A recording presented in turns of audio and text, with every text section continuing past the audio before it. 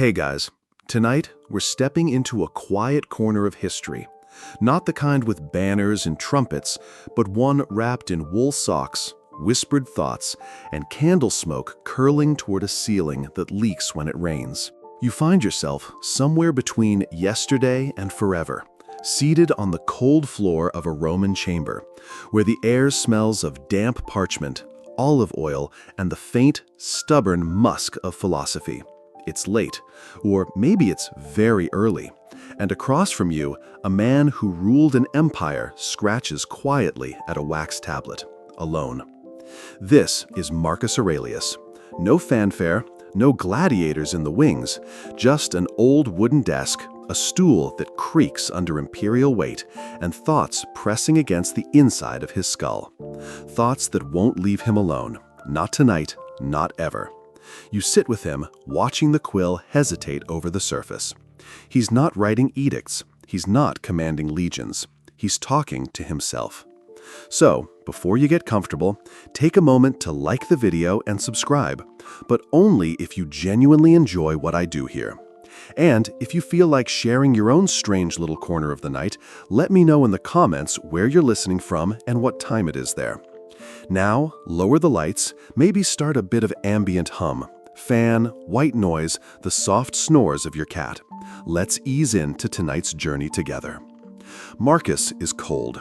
The floor beneath him is marble, which is beautiful and deeply impractical in Roman winters. His wool tunic doesn't quite reach his ankles, so he's padded his feet with linen strips, like his father once did when traveling across wet roads near the Danube. Socks, sort of, nothing fancy. He doesn't believe in indulgence. He believes in discomfort as reminder, as teacher. You watch as he breathes in, counts 4, breathes out. He's thinking about why he's awake, not in a dramatic Shakespearean what is sleep way, but in the weary, utterly modern sense of why won't my brain shut up? The palace is quiet. His advisors are sleeping. His wife, Faustina, sleeps in the other room, maybe dreaming of sea voyages or the children they buried too young. But Marcus is here, with you, inside his thoughts. He writes slowly, deliberately, in Greek, even though he's Roman. Greek feels older, more eternal. He writes, "At dawn, when you have trouble getting out of bed, tell yourself, I have to go to work, as a human being." A motivational quote before motivational quotes were printed on mugs. The candle flickers. You notice that it's not expensive wax. He uses olive oil lamps most nights. But sometimes, when sleep won't come, he lights a taper, not for brightness, because the flicker reminds him of stars. Or maybe, more precisely, of stars dying. He once read that stars don't twinkle from within, but because of the imperfections of the atmosphere. He finds that comforting. Imperfection is what makes beauty visible. His dog shifts in the corner. Yes, the emperor has a dog. A mutt, half wolf by the look of her, who refuses to sit still during speeches, but never barks when he's writing. She understands the sacredness of these silent hours. She also knows that sometimes even emperors drop crumbs. You shift your weight on the cold floor. The night outside continues without you. Somewhere in Germania, a legionnaire stands guard, stamping his frozen feet. Somewhere in Alexandria, a librarian nods off over a scroll. And here, in this quiet room, Marcus Aurelius writes a letter he will never send. Historians still argue whether Marcus wrote for future generations, or whether Meditations was truly meant for his eyes alone. The truth probably lives in the margins, in the smudged lines, the sudden switches in tone, the quiet griefs that never quite resolve. He writes about discipline, about how the universe doesn't owe him anything, about how people are mostly selfish and short-sighted, but you must love them anyway. He writes not because he believes he'll be remembered, he suspects he won't, but because it helps untangle the thoughts. That's what he wants. Not clarity necessarily, just less noise. You glance around the room again. No guards, no golden laurel, just a man trying to be good in a world that keeps testing his patience. He pauses, looking at his sandals. The soles are worn. There's something oddly touching about the way he considers them, like they hold stories no one else can hear. He writes, "The best revenge is not to be like your enemy." A soft sort of wisdom, forged in long nights like this one. You wonder how many times he repeated that phrase to himself before it landed. The candle gutters slightly, its flame dancing like it's caught in a moment of indecision. Marcus watches it, and you do too, both of you lulled into stillness by its gentle flicker. You might expect him to return to his writing now, to pick up the stylus and wrestle with the chaos of his inner world, but he doesn't. Instead, he stands, joints cracking quietly, and crosses the room to a small window cut into the stone. There, beyond the window ledge, lies the Roman night, not golden and romantic, but dim, hushed, and practical. A half moon hangs heavy in the sky, casting light onto the slate rooftops below. The stars are dim tonight, faded behind a veil of mist, the kind of night that makes you feel a little smaller, a little more patient. Marcus looks out, his brow knit in thought, and you wonder, what exactly does an emperor think about at 2 in the morning? Socks, for one. He's thinking about socks again. You see, most people don't know this, but Marcus Aurelius had an odd preoccupation with the little physical comforts that his philosophy told him he shouldn't care about. He made a point to remind himself daily that warm beds, good wine, and, yes, even socks, were transient pleasures. And yet, he still grumbled when his feet were cold. There's a line from his Meditations that historians often quote. "Don't hanker after warm baths, fine robes, and delicacies. They're distractions." And yet, records suggest that Marcus would often shuffle about the palace in thick woolen wraps on his feet during the colder months. Not for show, not for comfort, but for continuity. He said it reminded him of soldiers in the north, of their hardship, their loyalty. And perhaps, on some deeper level, it made him feel connected to those who suffered on his behalf. Historians still argue whether these writings were an act of self-flagellation or of self-preservation. Was Marcus merely coping, or was he building something larger, a framework for staying sane when the world and the people in it kept falling short? You lean on the wall beside him. He doesn't notice. Or maybe he does, but he's too tired to react. Outside, the wind picks up. Somewhere in the city, a dog barks once, sharply, then goes silent. And Marcus speaks, not aloud, but on the page. He returns to his seat and writes, "Don't waste the rest of your life wondering what others think of you. It's your own thoughts that should concern you most." He pauses, then adds a note beside it, something small, something unfinished. You can't make it out, but it looks like a list. Socks, starlight, silence. Odd. The truth is, Marcus Aurelius was never really a man of sleep. The man ran an empire and a family while nursing the slow collapse of the Roman world. He sat atop the world's most powerful machine, and all he wanted was peace of mind.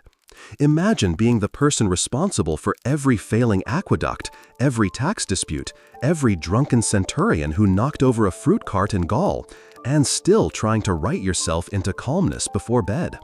No wonder he was so fascinated by stars. To him, they weren't metaphors.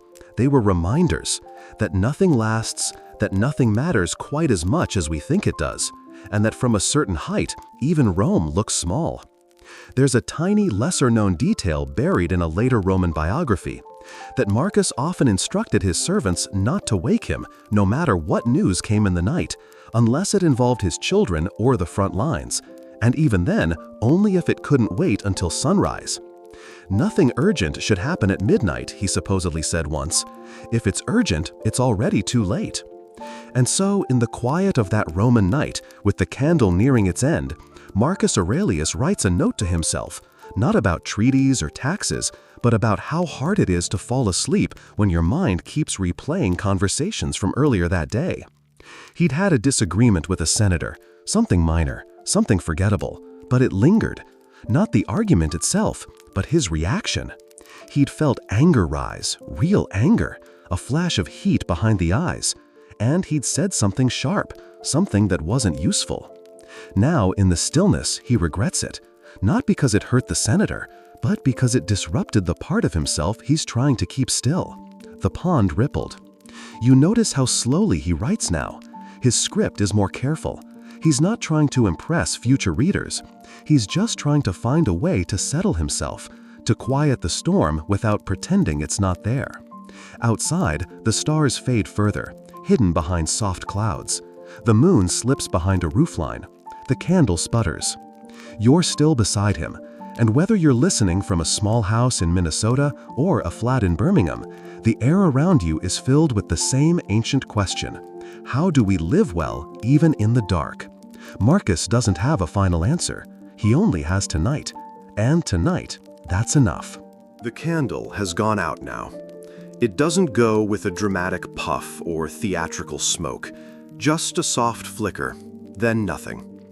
Darkness folds around Marcus Aurelius like an old, familiar cloak. You'd think a Roman emperor would be surrounded by torches, guards, grandiose illumination, but no. This is a man who once wrote, "Be indifferent to what makes no difference." That includes lighting, apparently. Still, in the dark, your ears do more work. You hear the creak of the wooden chair as he shifts, the whisper of fabric as he lays down his stylus, and outside, the slow percussion of Roman night, water dripping somewhere, wind sliding through narrow alleys, the faint hoot of an owl who, one suspects, is far more confident about the nature of the universe than Marcus will ever be. You sit beside him now, not as a guest, but as something quieter, a companion of thoughts, maybe. His breathing is slow. You imagine him closing his eyes, not asleep, not yet, just resting. Because that's what he learned over time, that sometimes sleep isn't about escaping the day, but digesting it. You'd be surprised how many emperors, scholars, and poets were insomniacs. There's something about great responsibility, or even just great thinking, that keeps the mind pacing long after the body wants to lie still. Marcus wasn't alone in this. And if you've ever found yourself staring at the ceiling at 3 a.m., thinking about that weird thing you said to a coworker in 2019, well, congratulations, you have something in common with a Roman emperor. There's a strange comfort in that, isn't there? Historians still argue whether Marcus's nighttime writings were truly spontaneous or part of a structured ritual. Was he journaling to soothe himself, or working out arguments for the next day's Senate session under the guise of self-reflection? Some think his meditations were private only in tone, not in intent. But most agree, there's no pretense in these pages. They're too raw, too unfinished. One of the lesser-known passages from Book 6 of his writings reads, "When you rise in the morning, say to yourself, 'Today I shall meet meddling, ungrateful, arrogant, dishonest, jealous, and surly people.'" Now, imagine reading that to yourself before breakfast. Talk about setting the tone. Marcus wasn't trying to psych himself up for a fight. He was reminding himself that life is messy, people are annoying, and your job is to stay steady anyway. And isn't that the trick? That maybe wisdom isn't about knowing more, but about being less surprised when things go wrong? A gentle knock at the door breaks the silence. It's not dramatic, just a single rap of knuckle on wood. Marcus stirs but doesn't call out. The knock repeats, softer this time, followed by a voice, muted, respectful. One of his aides, most likely, checking in, making sure the emperor hasn't fallen asleep slumped over his desk again or accidentally set fire to his robe. Marcus doesn't respond. Instead, he moves slowly, deliberately, and opens the door. A brief exchange follows, something about a message from the Eastern Front. Nothing urgent, can wait until morning. He nods, thanks the man, and closes the door. It's not lost on you that he's surrounded by people who manage his empire, generals, governors, messengers, and yet, at night, it's just him and the silence. You don't lead Rome with sheer will. You lead it by learning when to be still, when to think, and, paradoxically, when to do absolutely nothing. He returns to his chair. He doesn't relight the candle. Instead, he leans back and lets his eyes adjust to the dark. You do the same. There's a kind of peace here, in the grain of the furniture, in the cool air against your face, in the knowledge that the world, while still turning, doesn't need you right this second. And then Marcus speaks, not to you, not to the room, but again to the page. You could leave life right now. Let that determine what you do, say, and think. Morbid? Maybe. But somehow it's not frightening. Not here. Not when said in the kind of voice you might use to remind yourself not to forget milk at the market. Marcus isn't being dramatic. He's being precise. Time is short. Minds are noisy. And nothing clears the clutter like the awareness that you won't be here forever. You sit with that for a while. No dramatic music, no grand moral, just the quiet pulse of an old truth. Life is happening, whether you're ready or not. And sometimes the best thing you can do is breathe slowly, think clearly, and let your soul catch up with your schedule. So you stay, sitting in the dark with Marcus Aurelius, two sleepless minds on opposite ends of history. You wonder if he's drifting off now. Marcus doesn't snore, not yet, but his breathing has slowed to a rhythm that hints at sleep's gentle tug. One of those rhythms that suggests the mind has finally set down its heavy satchel of thoughts and wandered into a meadow somewhere beyond the day's reach. But just as you begin to fade with him, there's a shift.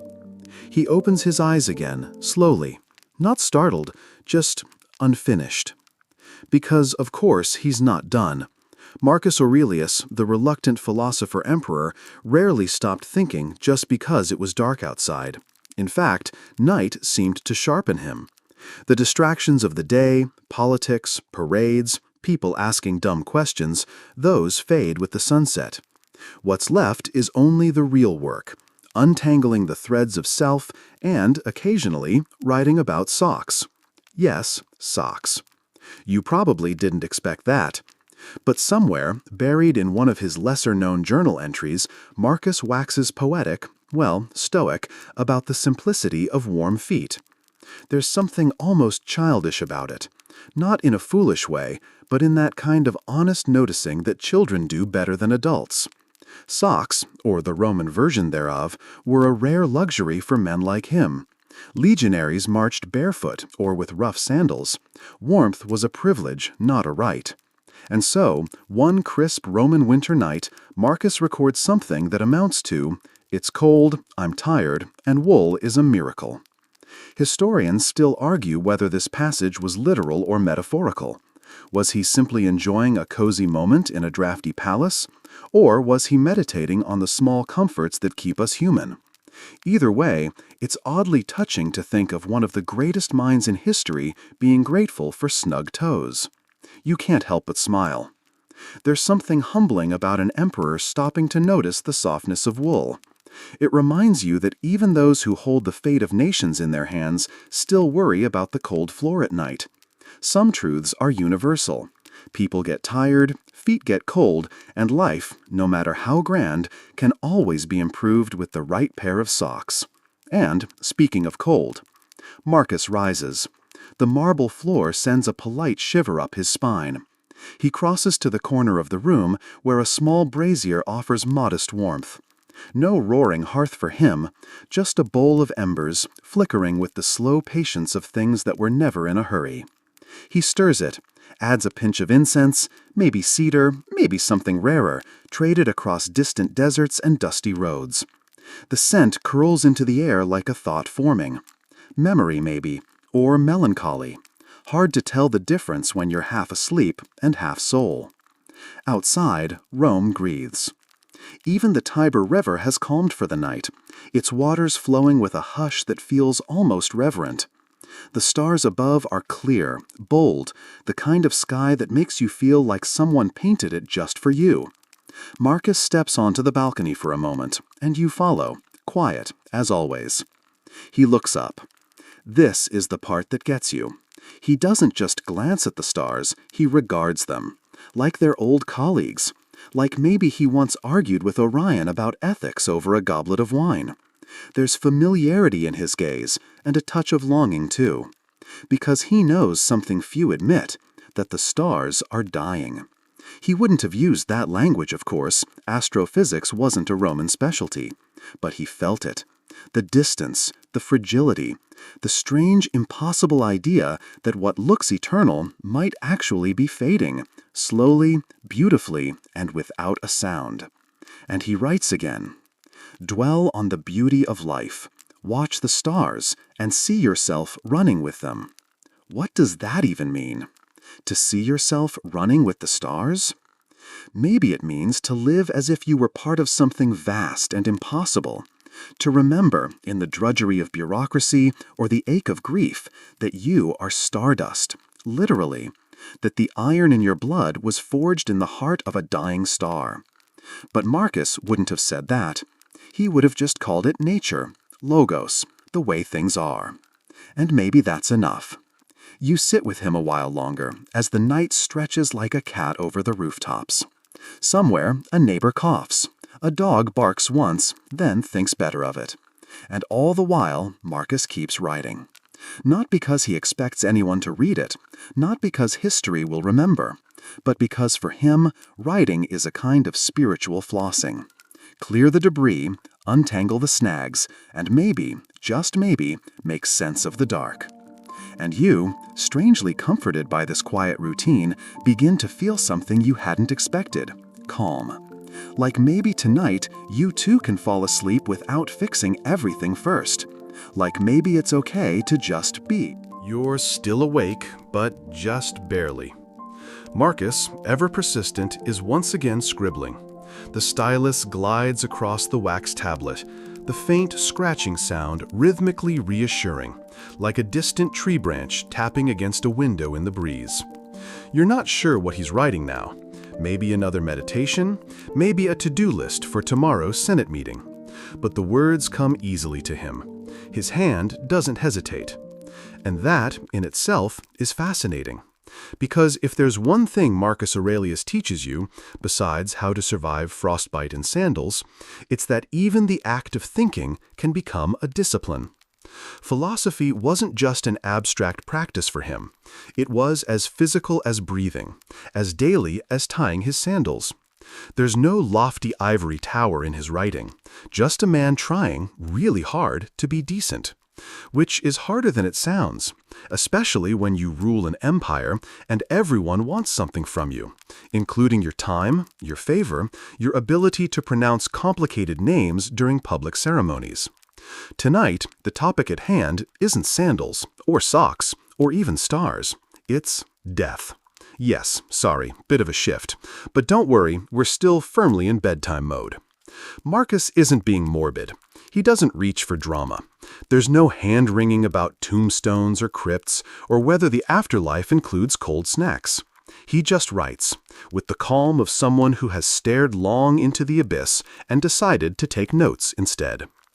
Do not act as if you were going to live 10,000 years. Death hangs over you. While you live, while it is in your power, be good. You feel it land, softly but squarely, right between your ribs. Because here's the thing, Marcus knew better than anyone that being aware of death doesn't mean fearing it. It just means living with your eyes open. Like knowing it's winter doesn't mean you never go outside. You just bring a coat. Historians still debate whether Marcus was writing this as comfort or instruction. Was it for himself, in those sleepless nights when the weight of Rome sat too heavily on his chest? Or was he imagining that maybe, someday, a stranger, say you, might need these words more than he did? Both are probably true. He was always writing for himself, but he never pretended he was the only one listening. And here's where things get surprisingly relatable. You've had those nights, the ones where your brain politely refuses to shut down and instead replays every missed opportunity, awkward conversation, or distant memory like an unwanted greatest hits album. You've sat there, staring at the ceiling, thinking about things you can't control. And maybe, just maybe, you've even asked the same question Marcus did. What if I just tried being better? Not in the self-help book way. No scented candles, no overly aggressive morning routines. Just small choices, gentler thoughts, fewer regrets stacked like unread emails. And Marcus would nod. Because for all his imperial might, he believed real power was internal. Not the kind you wield, but the kind you choose. The strength to step back when anger rises. The bravery to admit you don't know something. The grace to let go when pride wants to hold on. That's what he meant by be good. Not perfect, just intentional. You can almost hear him sigh now, not out of exhaustion, but contentment. The night is quiet again, and Marcus is winding down. He places the tablet aside, not in any dramatic gesture, but with the tender familiarity of someone putting away a beloved tool. He rubs his eyes, yes, even emperors get eye strain, and stretches his legs beneath the woolen blanket that's not nearly as regal as you'd imagined. And then, for a moment, he's still. You sit with that stillness. You sit with him, and you start to realize something. This isn't just boring history. It's comforting history, human history, the kind that doesn't need a sword or a scandal to matter. Because what's more universal than the ache of being alive and trying to make sense of it? You settle back. Let your head ease into the pillow. You breathe with him now, slow, deliberate, and the sound of your own heartbeat starts to sync with the rhythm of a dead emperor's thoughts, which is, honestly, kind of beautiful. The fire burns low now. Not that big, roaring hearth kind of fire, but a small, quiet one, more glow than flame.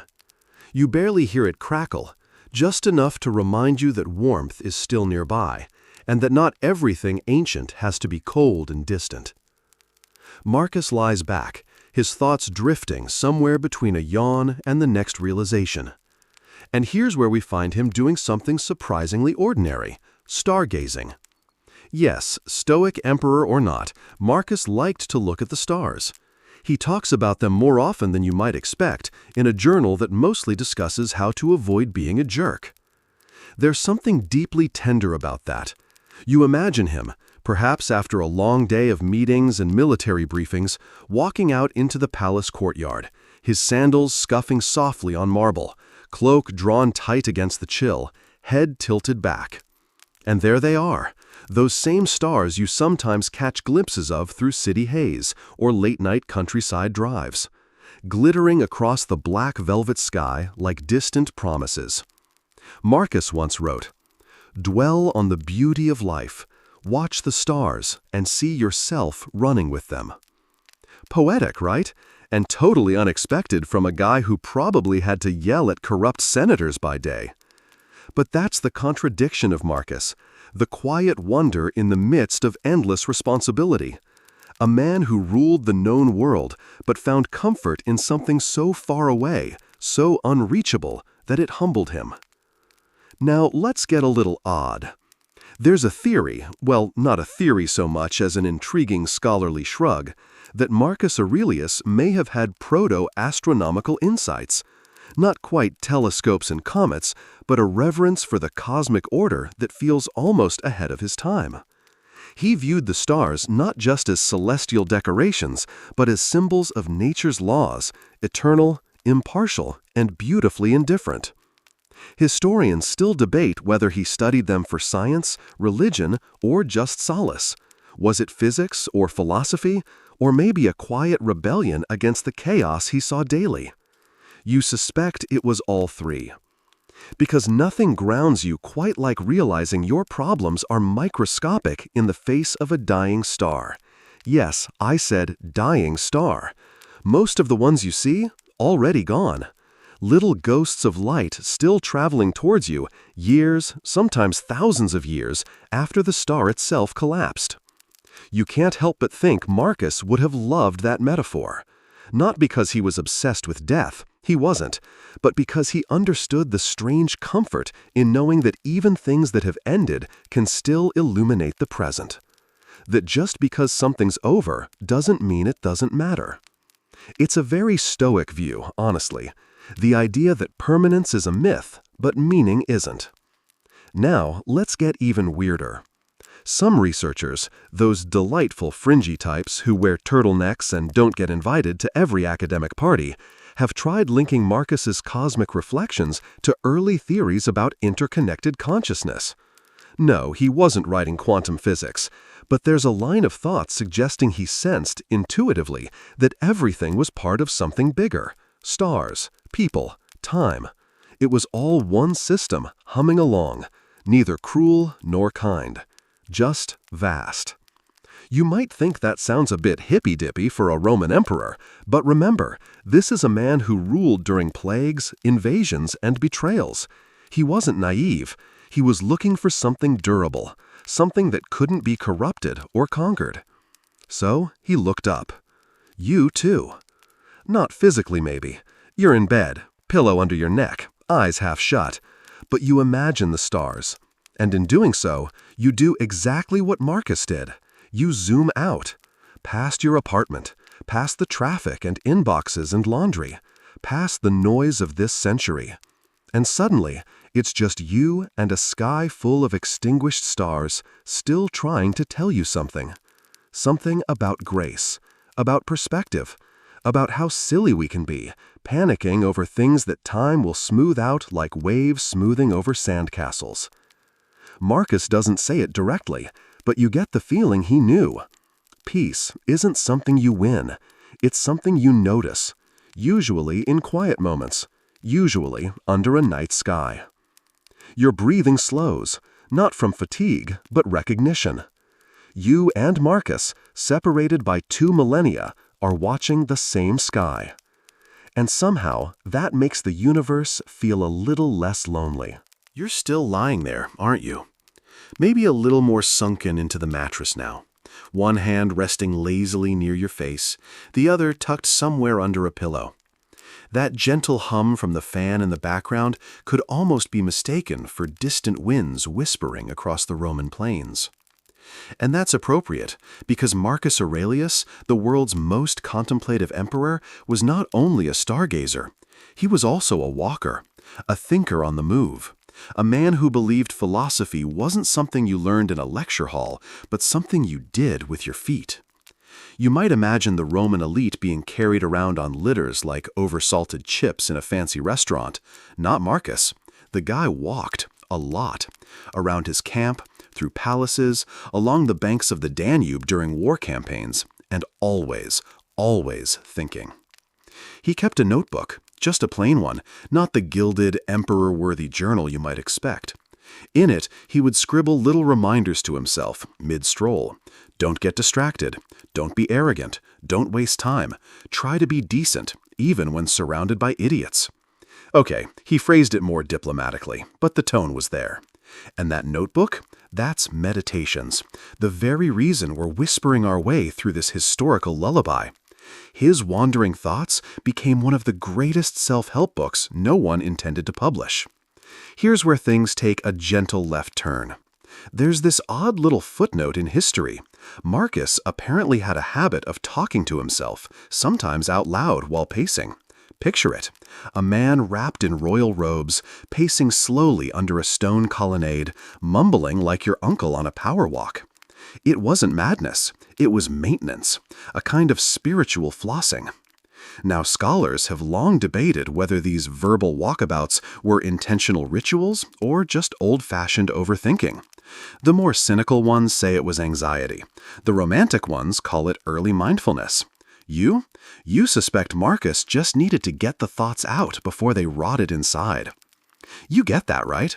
That subtle pressure that builds when you don't release the day's static. Some people journal, some people go on long drives with sad playlists.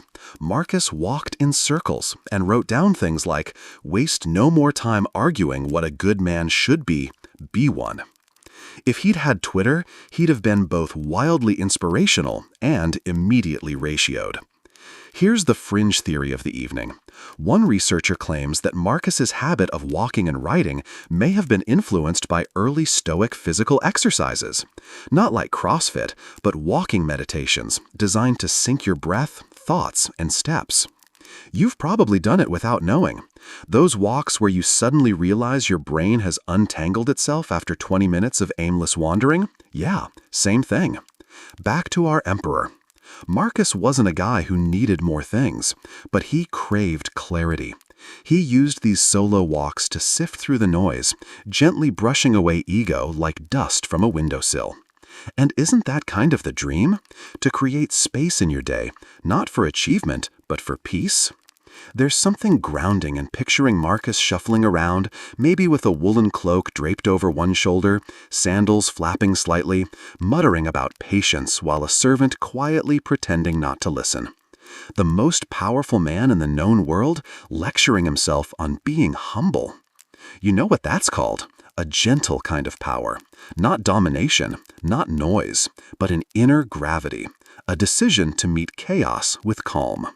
And while you may not run an empire, unless your household includes a very demanding cat or a toddler with the emotional range of a Shakespearean actor, you get it. You know how heavy the day can feel, how thoughts press in like an overbooked calendar, how sometimes the kindest thing you can do for yourself is to move, slowly, quietly, thoughtfully. So you do. Not now, of course. Right now you're wrapped in sheets, safe in this drifting half-sleep. But tomorrow, maybe you'll take your own walk. Maybe you'll let your thoughts follow the rhythm of your steps, like Marcus once did. And maybe, just maybe, you'll mutter something wise under your breath and smile to yourself like a secret you've remembered. After all, you don't need to be an emperor to find clarity. You just need to listen to the quiet between your own footsteps.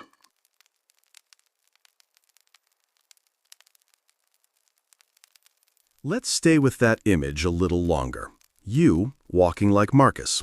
Slow, deliberate, not in a rush to get anywhere in particular. Just trying to shake the clutter from your head, like dust off an old rug. Because now we're entering one of the stranger chapters in the emperor's evening rituals. Let's talk about socks. Yes, socks. Or more precisely, Roman foot coverings. You might not think the Stoic philosopher king had much to say about toes, but think again. There's a curious bit of speculation, tucked into the folds of his biographies and the obsessive corners of Reddit forums where classical historians like to loiter, that Marcus Aurelius may have penned a line or two in Meditations while quietly pondering the freezing tips of his imperial feet. Ancient Rome wasn't always warm and sun-drenched after all. Especially not on campaign, where tents flapped in icy winds and soldiers grumbled around smoky fires. Up in Germania, things got downright miserable, which is why there are notes, now and then, about soldiers knitting together bits of cloth or felt to create primitive socks, or wrapping their feet in leather straps, which sounds noble until you remember how badly leather smells when wet. So here's Marcus, possibly shivering in his tent, pen in hand, musing about virtue, and quietly wishing someone would invent a decent pair of wool socks. One fringe historian even suggested that some of Marcus's grumpier reflections, those moments when he gently scolds himself for wanting comfort, may have coincided with particularly cold nights. You know the kind, when your body won't settle, your knees ache just from the air, and your mind wanders to strange, specific complaints. Like, say, why hasn't anyone invented heated sandals? Of course, no Stoic would dare complain about such things out loud, but you're allowed to wonder. And now, here's the scholarly debate for this section. Were the Romans the first civilization to use socks? Or did they merely adapt something older from the Greeks, or even the Persians? Some archaeologists point to first-century socks found in Egypt made from woven wool, dyed red and shaped for sandals. Others argue they were more symbolic, like foot garments for the dead or for temple rituals. Historians still argue whether socks were widely used, or just a luxury of the elite. But let's not pretend Marcus, philosopher or not, wasn't happy to have something between his toes and the frost-bitten floor of a makeshift command tent. There's something charmingly human about imagining the Stoic emperor staring at the stars and thinking, the universe is vast, life is fleeting, and also, my feet are cold. And speaking of stars, Marcus had a thing for them. His journals are dotted with references to the cosmos. Not in a scientific way, he wasn't charting constellations or tracking comets, but as metaphors. The stars reminded him of scale, of insignificance, of clarity.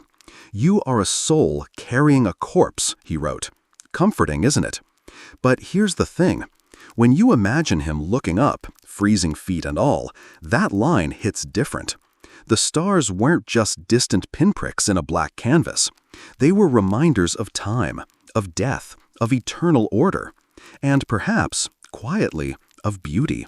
There's one particularly poetic passage in Meditations, a fleeting moment where Marcus notes the constant change of all things and includes the stars as they wheel overhead in the same breath as falling leaves and the passing of men.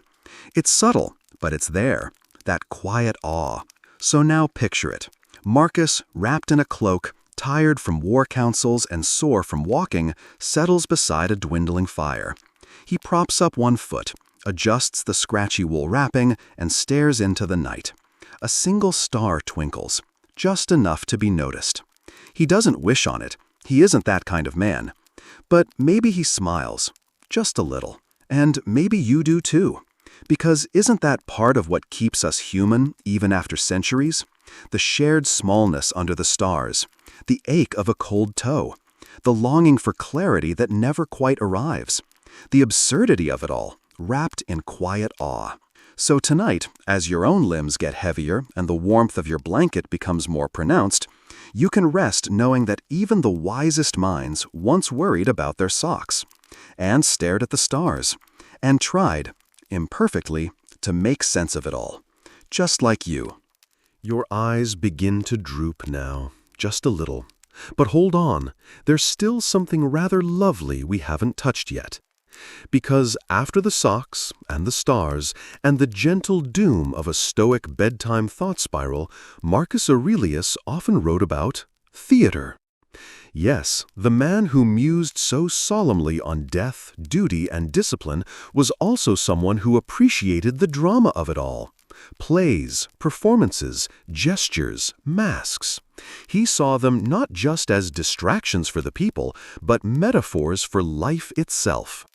Imagine him watching a tragedy unfold in the Forum of Augustus or an open-air performance in the Roman provinces, sitting stiffly on a carved stone bench. He sees the actor fall, dramatically, sword in hand. He watches the villain monologue, the crowd cheer, the curtains part. And then he whispers to himself, "Life is but a play," or something equally Instagrammable.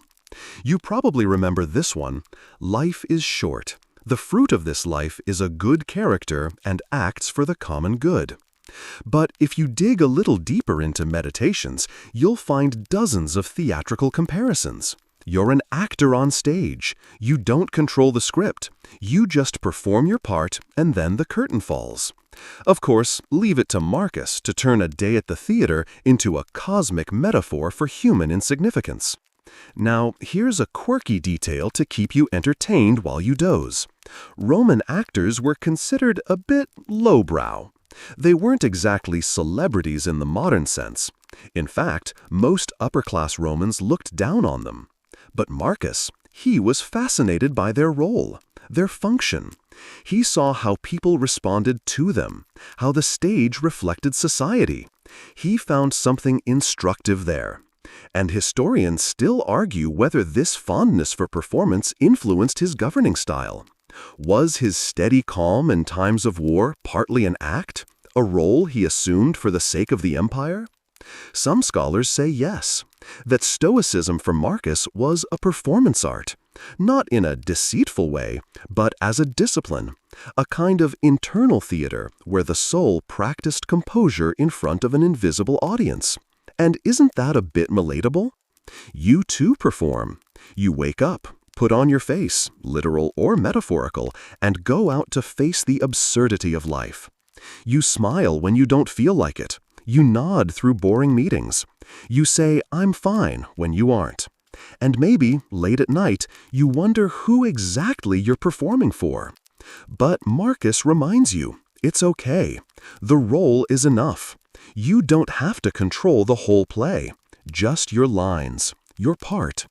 And speaking of performance, you know those Roman masks? The ones with exaggerated expressions, wide mouths, oversized eyebrows, wild hair. They weren't just for show. They helped amplify the actor's voice in the outdoor theaters.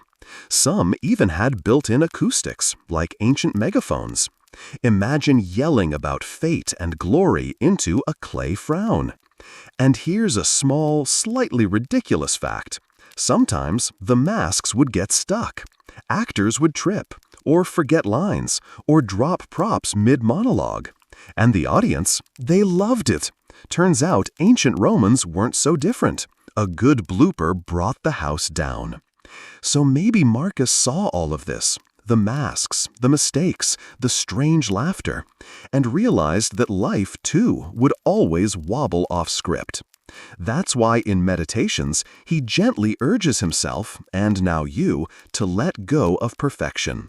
Don't expect Plato's Republic, he writes. In other words, stop demanding utopia. People will disappoint you. Plans will unravel. The show will go on, with or without your applause. But you still show up. You still say your lines. Because that's what we do. Tonight, in your own quiet theater of thought, let this comfort you. You are not alone on the stage. You're surrounded by a cast stretching backward through time. Emperors and peasants, actors and philosophers, all trying to remember their cues. And in the hush before sleep, you might hear it, the soft creak of curtains, the hush of a Roman crowd settling into their seats, the flicker of torches, the heartbeat before the soliloquy. Your story matters, even if it's small, even if no one's clapping yet. Take your bow quietly and rest. The room is quiet now, your body heavier against the mattress, and Marcus, ever your soft-spoken companion in the shadows of thought, begins to meander into memory. He's still writing, still addressing himself. But now, instead of death or masks, he's turning over a subject even stranger for an emperor: memory itself. Yes, memory. Not the grand kind, no victorious wars or family legacies, but the fleeting stuff. The half-forgotten smell of warm bread in a Roman alley, the feeling of sandal straps biting into your ankles on a humid afternoon, the way a friend once laughed before time made him a ghost. Marcus wasn't interested in nostalgia for its own sake. No, he used memory like a mirror. Soon you will have forgotten everything, he wrote, almost smugly. Soon everyone will have forgotten you. Well, thanks, Marcus. But he wasn't being cruel. He was being exact. To him, memory was unreliable, and forgetting was inevitable. Which raises a weird question as you hover on the edge of sleep. If we're all just echoes, why try so hard to be remembered? The quirky Roman tidbit for tonight. Some wealthy families used to hire imaginari, that's right, professional dreamers, people who would remember the dead for you. Not in prayer, but by performing them, wearing masks of the deceased and walking solemnly in public processions, like old-timey memory hard drives on legs. Imagine seeing your grumpy uncle reenacted by a paid actor once a year, complete with his bad posture and obsession with fermented fish sauce. That was the Roman version of immortality, someone pretending to be you every spring. Marcus Aurelius had no patience for it. He didn't want statues, plays, or a memory parade. In fact, he warned himself not to chase legacy. Fame after death is nothing, he said. What does it matter to you if posterity sings your praises when you'll be too dead to hear it? Historians still argue whether this disdain for fame was sincere or just a convenient Stoic pose. Some suggest Marcus secretly hoped his meditations would be found. Others believe he never intended the text to survive. Just a man scribbling in his journal, never imagining we'd be reading it nearly 2,000 years later. But here we are. And it turns out he was wrong. Someone did remember. You are remembering. That makes you part of the story now, doesn't it? You, lying in bed, quietly letting your brain swirl with old emperors and existential reminders, are breathing life back into the memory he tried to bury. And in your own life, you've probably noticed. The memories that haunt aren't always the ones you want to remember. It's not the big awards or photo albums that return when you're staring at the ceiling. It's the weird moments, the offhand comment, the awkward silence, the echo of your own laughter in an empty hallway. Marcus understood that too. He advised himself, and you by extension, to waste no more time arguing what a good man should be. Be one. And that's the trick. Forget the record books. Be decent now. Live well now. And let the future forget you if it must. But there's something oddly soothing about that, isn't there? The idea that you're allowed to be small, to be forgotten, to live kindly without anyone watching, that your quiet moments, feeding a cat, folding towels, walking home in the dusk, are enough. So tonight, as your breathing slows and your thoughts turn cotton soft, let Marcus remind you, even emperors forget, even philosophers fade. But for a moment, you're here, awake in your mind, dreaming of someone else's ancient sleep. Maybe that's all we ever really need, just a soft voice reminding us to let go. You'll forget most of this by morning, of course, and that's okay. That's the whole point. You're deeper now, somewhere between the gravity of your own bed and the hazy edges of a Roman fog that never quite lifts. Your thoughts feel slow, syrupy, like they're trying to wade across a marble floor slick with centuries of candle wax. Marcus Aurelius is still with you, pen in hand, still writing. But the ink is thinner now, the letters smaller, more personal.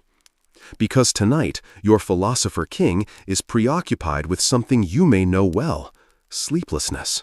Yes, even emperors had trouble sleeping. In one entry, he tries to coach himself through a night of restless thoughts. He urges himself to get up. At dawn, when you have trouble getting out of bed, he writes, tell yourself, I have to go to work as a human being. Which is noble, sure, but also a little annoying. Imagine your alarm clock going off, and instead of hitting snooze, you whisper, I must go fulfill my duties as a rational creature within the cosmic order. Or you could just press snooze, again. Still, Marcus wasn't being dramatic. Sleep, to him, wasn't just rest. It was a moral battle, a test of discipline, of will. And some nights, just like yours, he lost that battle. Ancient Romans didn't have blackout curtains or herbal teas. If you were lucky, you got a wool blanket and a slave to fan you. If not, you got the night wind and the occasional screech of a stray cat fighting over scraps near the forum. A quirky historical tidbit, in some corners of Rome, people believed that sleep could be stolen, literally taken by spirits. They'd hang charms near the bedposts or burn certain herbs to anchor dreams and keep the soul from wandering too far. Imagine lighting rosemary in the hopes that your nightmares won't run off with your personality. You can almost picture Marcus sitting up in bed, his candle still flickering, watching the shadows and trying not to overthink the stars. Perhaps that's when he wrote his gentlest lines, the ones that feel almost like a whisper meant for you. Do not waste what remains of your life in speculating about others, he wrote. Be simple, be honest, be kind. Historians still debate the sincerity of these nighttime meditations. Some suggest they were written out of guilt. Marcus had a temper, and he knew it. Others think he was trying to talk himself out of despair, because even philosopher kings get lonely at night, especially when they can't sleep. Have you ever felt that? That odd sense of being wide awake while the whole world slumbers, like you've slipped between the teeth of time, invisible and unnecessary. And in that silence, your thoughts become too loud, too sharp.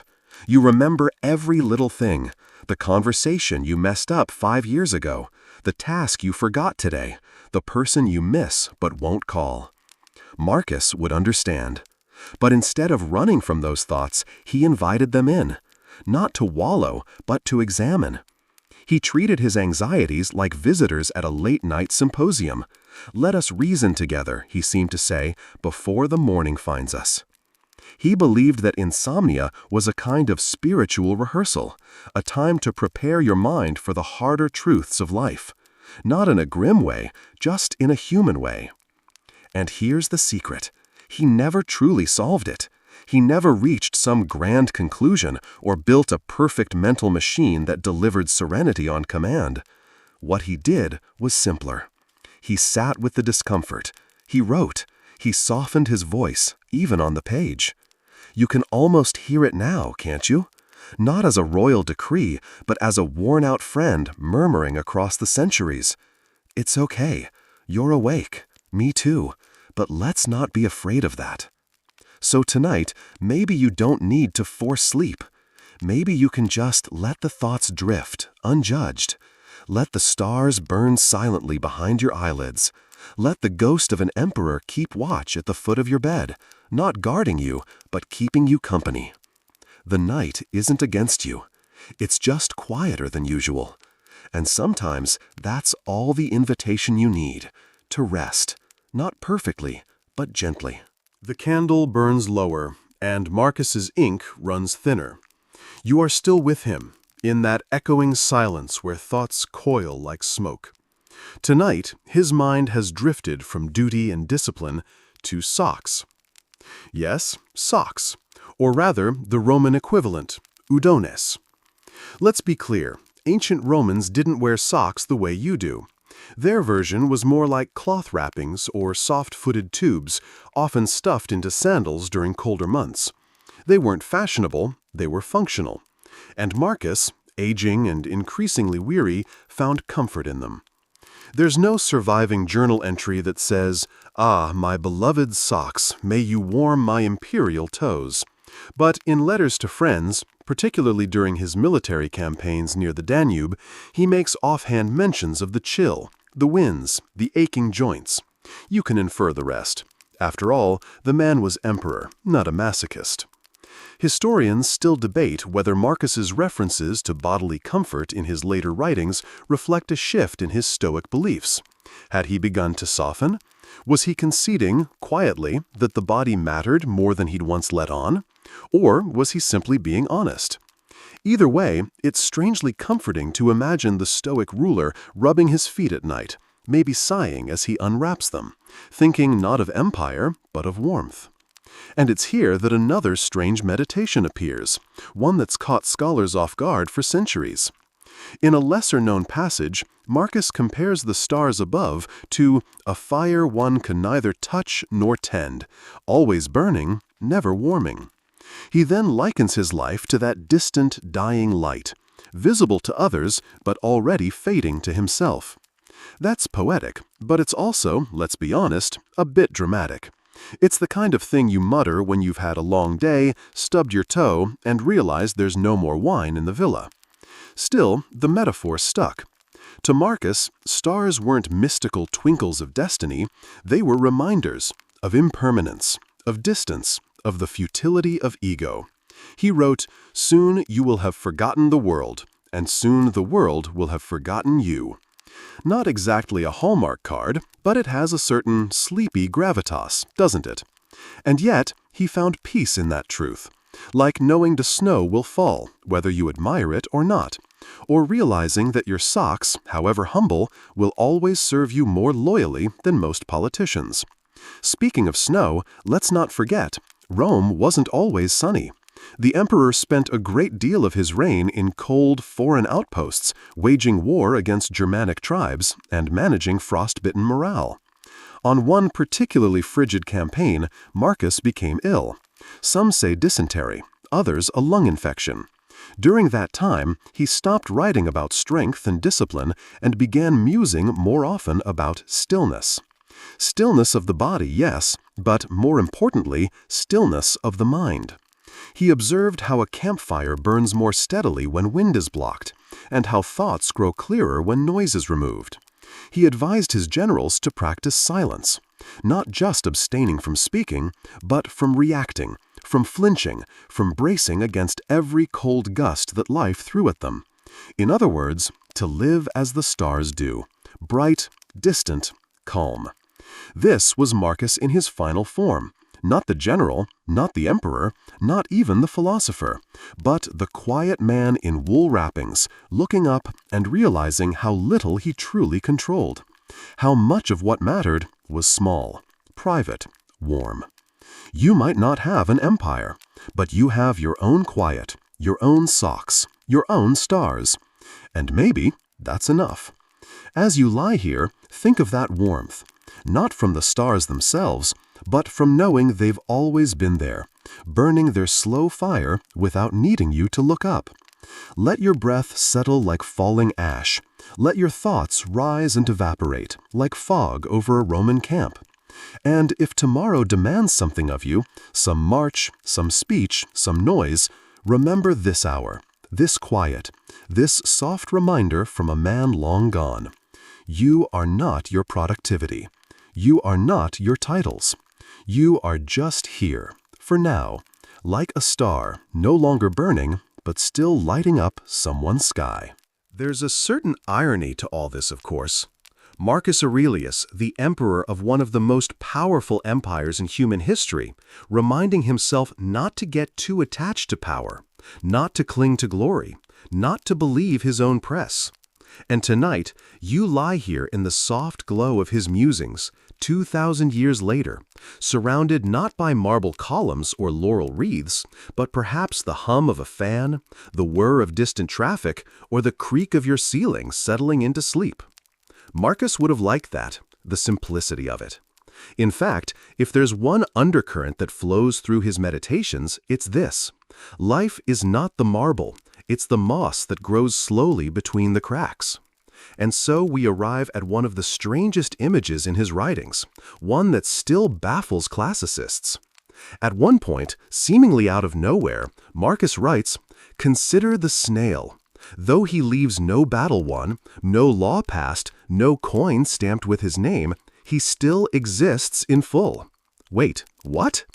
Yes, the Emperor of Rome, conqueror, philosopher, robe-wearer supreme, wrote a loving nod to a snail, a literal snail. Now, was he being metaphorical? Almost certainly, maybe. Historians still argue whether this was a metaphor for the slow progress of inner work, or whether Marcus had, as they say, simply hit his limit with humanity and started talking to gastropods. Regardless, it's kind of wonderful. You picture him staring at a snail on a wall in some damp outpost, watching it trudge along in perfect silence, and thinking, that guy gets it. And you know what? The snail does get it. He doesn't rush. He doesn't compare his pace to others. He carries his home on his back. He shows up, does his thing, and goes to bed when it's time. Sound familiar? Back in Rome, senators argued in marbled chambers, gladiators screamed in the arenas, and statues were carved in the name of honor and eternity. But here's the truth. Most of those statues? Gone. Most of those senators? Forgotten.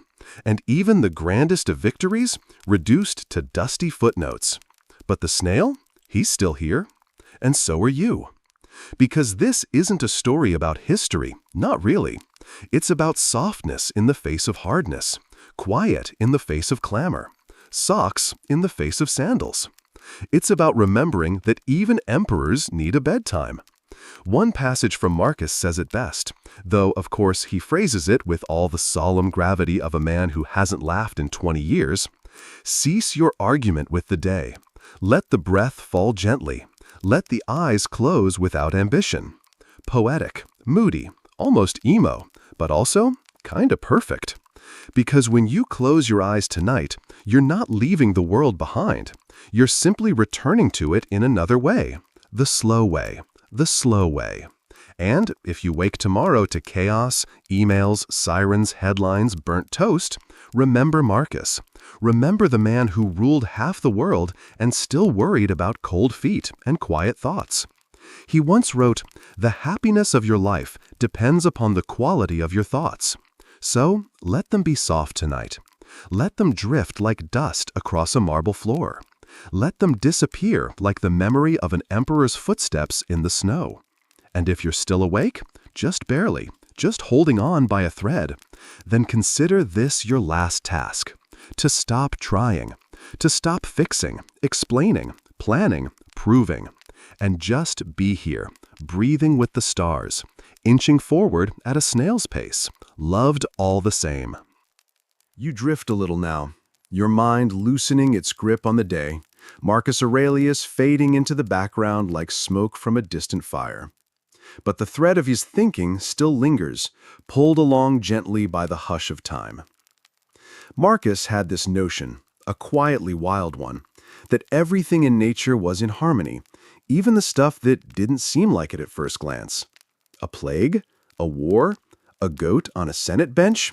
Yep, all part of the great cosmic machine. Which, if you're sleep-deprived enough, starts to make a weird kind of sense. After all, isn't it the rough patches, the sleepless nights, the lost socks, the burnt porridge that remind you most of being alive? There's a passage where Marcus compares human life to a river. It flows, it shifts, and sometimes it floods your sandals. But you don't get to stop it. You just wade in, maybe with a staff, maybe in your underwear, and you trust that you won't be swept away. The metaphor isn't subtle, but it is strangely comforting. Historians still argue whether Marcus truly believed in fate, that old Stoic chestnut, or if he was just talking himself down from a panic spiral every night before bed. Either way, it worked. He went from battlefield to bedroom, from scroll to soul, smoothing the wrinkles in his own mind like a tired tailor. And here's the kicker. He never meant any of it for us. Not one word of Meditations was written for publication. It wasn't a manifesto, or a sermon, or a blog post. It was, quite literally, a man mumbling into the darkness. A reminder to himself to stay decent, stay calm, and keep his sandals dry. Which is oddly similar to what you're doing right now. Lying here, probably a bit tired, possibly in the same pair of socks from Section 1, reminding yourself that nothing is urgent after midnight. There's a beauty in that kind of solitude, a softness that most of us forget exists until everything else turns off. Marcus even wrote about insomnia once. Even in rest, be vigilant in thought, he said. Which, if we're being honest, is terrible sleep advice. But maybe he didn't mean don't sleep. Maybe he meant don't forget who you are, even when the lights go out. And who are you? Not a title, not a to-do list, not a half-finished email or a broken dishwasher. You're the breath between pages, the quiet between songs, the slow blink of a tired emperor who just watched a snail and thought, yes, that's the pace. So tonight, you let go. Of the questions, of the clutter, of the need to make sense of it all. Let the clock tick like it always has. Let the wind tap the window. Let the thoughts arrive and dissolve like mist over the Tiber. You're not being graded on how well you rest. You're not being tested on your dreams. You're just here, in this moment, doing exactly what even emperors once hoped for, a few peaceful hours of surrender. Because at the end of the day, or the night really, that's all we can ask for. A place to lie down, a thought to ease into, a memory that doesn't demand anything from us. And maybe, just maybe, a gentle voice reminding us that it's okay to let the river carry us a while. Somewhere between philosophy and practical footwear, you settle into the final folds of Marcus Aurelius's sleepy little universe.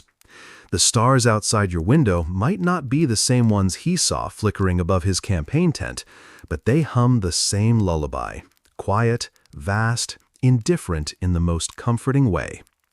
Here's the thing about being an emperor of Rome and still scribbling in your journal like a moody teenager. It says something about the human condition. You could have riches, power, entire legions marching at your whim, and still feel lost at 2 a.m. thinking about socks and the heat death of the universe. You're not so different, really. Marcus liked to remind himself that he was, in essence, dust. Stardust, sure, but the kind that forgets things, spills things, and sometimes spends too much time wondering if they've disappointed the gods by overcooking lentils. Historians still debate whether Marcus was a fatalist or an optimist. Did he really believe everything happened for a reason? Or was he just exceptionally good at talking himself into accepting fate so he could fall asleep faster? Some argue Meditations is less Stoic purity and more of a philosophical patchwork quilt. Pieces of Epictetus, bits of Plato, and a sprinkling of "please don't strangle your general tomorrow" reminders. Either way, it worked. The man died in his bed. Not bad for a Roman emperor. You imagine him one last time, tucked beneath a coarse wool blanket, writing by oil lamp, whispering to himself about virtue, stars, and humility. Maybe there was a bowl of olives nearby. Maybe he could still hear the distant clank of armor. Maybe he finally felt a little peace. There's a passage he wrote that always feels like a good place to stop. It goes something like, "Do not waste what remains of your life in speculating about your neighbors, unless with a view to some mutual benefit. Whatever anyone says or does, you must be good." So simple, so incredibly hard. And yet, so perfect for a night like this. Because you're not here to figure it all out, not tonight. You're just here to rest. To remember that even the strongest minds once got tired. That wisdom doesn't come from knowing everything, it comes from knowing when to let go. Let go of what didn't get done today. Let go of who you were expected to be. Let go of the fear that you've missed something important. Because right now, the only important thing is this moment, this breath, this stillness. You've wandered through marble halls and dusty tents. You've stood in sandals beside kings and goats. You've watched a man write to himself across 2,000 years so that, accidentally, you might sleep a little easier. And now you're almost there, almost asleep. 1 foot in dream, 1 foot in memory. All the noise dimmed down to a murmur. Let's leave Marcus here, under his stars, wrapped in a thought too soft to finish. Because what he started, you're now part of. So hush. Just listen. To the hush. And now there's nothing more to do. No more emperors to follow, no more scrolls to unfold. Just you, here, in this quietly unremarkable moment. The light in the room softens as if the story itself is falling asleep with you. The weight of your body deepens, gently pressing into the bed, like roots into warm soil. You're floating now, slow and easy, like a leaf drifting downstream. The water doesn't rush, it doesn't ask questions. It carries you without urgency, like time itself has loosened its grip. There's a whisper in the quiet. You've done enough. The things left undone will wait. The world will still be here tomorrow, maybe with fresh coffee, maybe with a few new worries. But tonight, there are no battles to fight, no empires to hold together. Only breath, only stillness, only sleep. Let your thoughts dim one by one, like stars blinking out in a sleepy sky. Let your mind wander where it wants, without needing to return. You're safe. You're held. You're home, where even emperors come to rest.